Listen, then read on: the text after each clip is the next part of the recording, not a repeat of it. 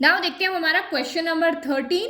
बहुत easy question है ये वाला भी। देखो नीचे जब भी आपको फैक्टर दिख जाते हैं तो समझ लो कि पार्शियल फ्रैक्शन से ही सॉल्व होगा।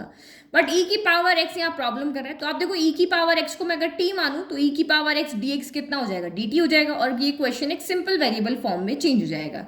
तो यहाँ हम यही करते हैं, लेट ई की power x equal to t, differentiate करोगे तो ई की power x d x equal to आपका क्या हो जाएगा, डी टी हो जाएगा।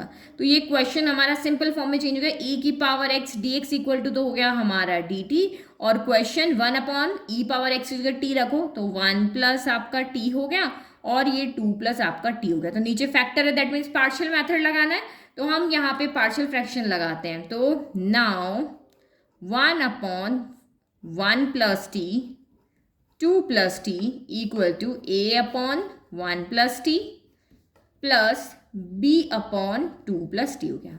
इजी, एलसीएम ले लो। तो एलसीएम में लेफ्ट हैंड साइड हमेशा एज इट इज रहती है क्योंकि सिंगल टर्म है, इसमें कोई चेंज नहीं होगा। यहाँ एलसीएम क्या होगा, दोनों का प्रोडक्ट, तो ये हो गया 1 प्लस टी और ये आपका यहाँ पर हो गया 2 प्लस टी। तो ए के साथ में चला जाएगा आपका 2 प्लस टी, और बी के साथ में कौन आ जाएगा, किसके नीचे ये है, ये नहीं है, तो ये बच जाएगा, है ना। तो डिनोम से डिनोमिनेटर क्या हो गया आपका यहाँ पर कैंसिल हो गया। तो 1 equal to A 2 plus T plus आपका ये बी, और ये कितना हो गया 1 प्लस टी। अब आप यहाँ पे पुट करो ताकि हमें ए बी की वैल्यू मिले। तो देखो टी की जगह अगर मैं -2 रख दूँ, टी की जगह कितना रख दूँ, इज -2, तो ये 0 हो जाएगा और ये बच जाएगा। तो -2 प्लस 1 -1, तो बी की वैल्यू कितनी आ गई, B equal to minus B आ रहा, तो ये उधर चला जाएगा, तो बी इक्वल टू -1 आ गया, है ना। वैल्यू पुट करके आप सॉल्व करके देख लो, है ना। मैंने तो मन में कर लिया, मेंटल कैलकुलेशन कर लिया ना। एक और मैं भी ए की वैल्यू चाहिए, अब इसको 0 करें, आपको सामने दिख रहा है -1 रखने पर ये 0 हो जाएगा, 1 - 1 0। तो 1 इक्वल टू ए, टी की जगह -1 रखा, 2 में से 1 गया तो 1 बचा, यानी ए की वैल्यू आपके पास कितनी आ रही है, यहाँ पर 1 आ रही है। तो नाउ अब हम इसमें वैल्यू पुट कर लेते हैं, तो इंटीग्रेशन भी साथ में लगा लेते हैं। तो 1 upon 1 plus T 2 plus T D T equal to A की जगह तो 1 ही है, तो ये तो आपका सेम रहेगा, 1 upon 1 plus T D T. B की जगह -1 है, तो माइनस को हम आगे लेते हैं, integration of 1 upon 2 plus T आपका डी टी हो गया। Now simple, 1 upon something, something is variable, तो log modulus of 1 plus T. फिर again same, 1 upon something, something is linear, तो log modulus of 2 plus T हो गया, plus आपका C. Log M minus log N क्या होता है, log M upon N, log modulus of 1 plus T upon 2 plus T, plus आपका यहाँ पर कितना हो गया, सी हो गया। अब आप यहाँ पे टी की वैल्यू रख दो। टी हमने ई पावर एक्स लिया था, ई पावर एक्स हमेशा क्या होता है, पॉजिटिव होता है, तो इसीलिए अब मॉड्यूलस की जरूरत नहीं, लगा दोगे तब भी कोई गलत नहीं करेगा, बट आपको पता होना चाहिए कहाँ मॉड्यूलस आएगा कहाँ नहीं आएगा। ये एक पॉजिटिव वैल्यू, पॉजिटिव में पॉजिटिव वैल्यू ऐड करोगे तो पॉजिटिव वैल्यू ही आने वाली, तो मॉड्यूलस की जरूरत नहीं है। इजी। चलो नेक्स्ट क्वेश्चन देखते हैं। नाउ 14 क्वेश्चन, तो ये भी हमारा उसी तरीके से, बट नीचे आपके यहाँ पर क्या है, x² + 1 फैक्टर के फॉर्म में, बट ये क्वाड्रेटिक इक्वेशन है, ये भी एक क्वाड्रेटिक इक्वेशन है। सिर्फ एक क्वाड्रेटिक इक्वेशन होती तो हम ऊपर a अपॉन, ये लीनियर है तो a अपॉन दिस कर लेते हैं और bx + c अपॉन दिस कर लेते हैं, बट हमारे पास उस मेथड में ये नहीं कि दो क्वाड्रेटिक इक्वेशन तो कैसे सॉल्व करना है। तो हम यहाँ पे क्या करते हैं, इस x² को हम कोई और वेरिएबल लेते हैं, लेट x² इक्वल टू हम यहाँ पे y ले लेते हैं ना, t नहीं लेते, t लोगे तो फिर आप वो dx dt बनाना समझ में आएगा।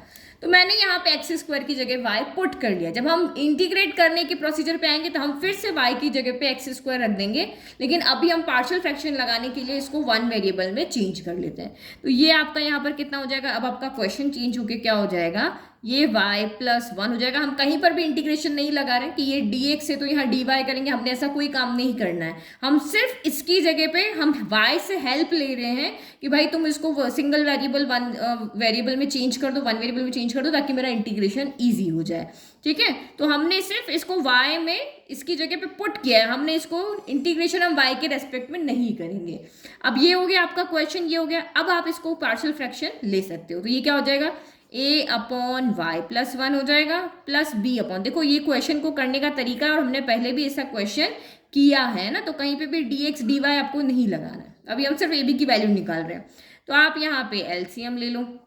लेफ्ट तो आपका सेम रहेगा, y + 1 Y plus 4 equal to, यहाँ एलसीएम क्या हो जाएगा, दोनों का product y plus 1 Y plus 4। A के पास कौन चला जाएगा, ये है तो इसके पास y प्लस 4 चला जाएगा, और b के पास कौन चला जाएगा, तो y प्लस 1 चला जाएगा।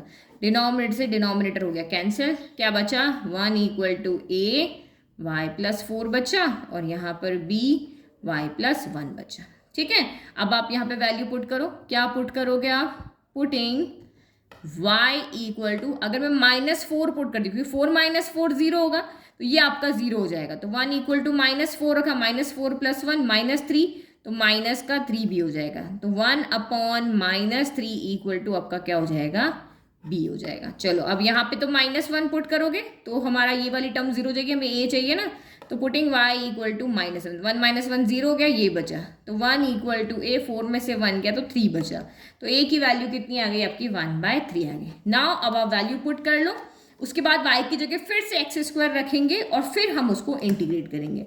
तो नाउ अब आपका 1 upon y plus 1 y plus 4 equal to कितना हो, a की जगह कितना हो गया, 1/3 into 1 upon y plus 1, b की जगह कितना है, माइनस का 1/3 है, तो माइनस का 1/3 इंटू 1 अपॉन y प्लस 4 है।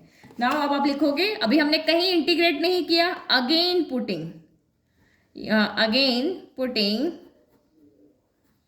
y equal to x², y की जगह x² रख दो और इंटीग्रेशन का साइन भी लगा दो, 1 upon x² plus 1 x² plus 4 dx हो गया, फिर equal to 1/3 integration of 1 upon x² plus 1 dx हो गया, minus 1 upon 3 integration of 1 upon x² plus 4 dx हो गया।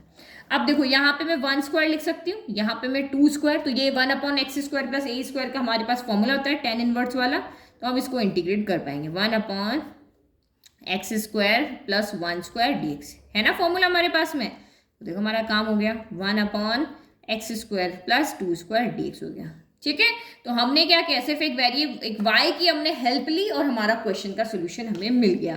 तो ये फॉर्मूला क्या होता है हमारा, कि यहाँ साइड में लिख लेती हूँ ताकि आपको याद रहे, integration of 1 upon x² plus a² का dx का फॉर्मूला होता है 1 अपॉन ए tan इनवर्स x अपॉन ए प्लस c होता है। तो a कौन है, यहाँ पे 1 है, तो 1 अपॉन ए क्या हुआ, 1 ही हुआ, 1 अपॉन 1 1 ही हुआ, और ये आपका कितना हुआ, tan इनवर्स x अपॉन ए, तो x अपॉन 1 x ही रहेगा, फिर माइनस 1 अपॉन 3 1 अपॉन ए, तो 1 अपॉन 2, ए की जगह हमारा 2 है, tan इनवर्स x अपॉन ए, यानी कि tan inverse x upon 2 plus आपका यहाँ पर c हो गया। तो इसको सॉल्व कर लेते थोड़ा सा, 1 upon 3 tan inverse x minus 1 upon 6 tan inverse x/2 plus आपका c हो गया फाइनल आंसर। इजी था, तो दोनों क्वेश्चन थे, ये थोड़ा सा क्वेश्चन है ना डिफरेंट है, आपको जो भी क्वेश्चन लग रहा है कि नहीं ये थोड़ा सा डिफरेंट है, मुझे इसको एग्जाम से पहले जाते टाइम देखना है, तो आप उसके आगे क्वेश्चन के आगे सर्कल लगा दो, इंपॉर्टेंट मार्क कर दो कि एग्जाम से पहले जाने से पहले देखना ही देखना है। समझ में आ गया?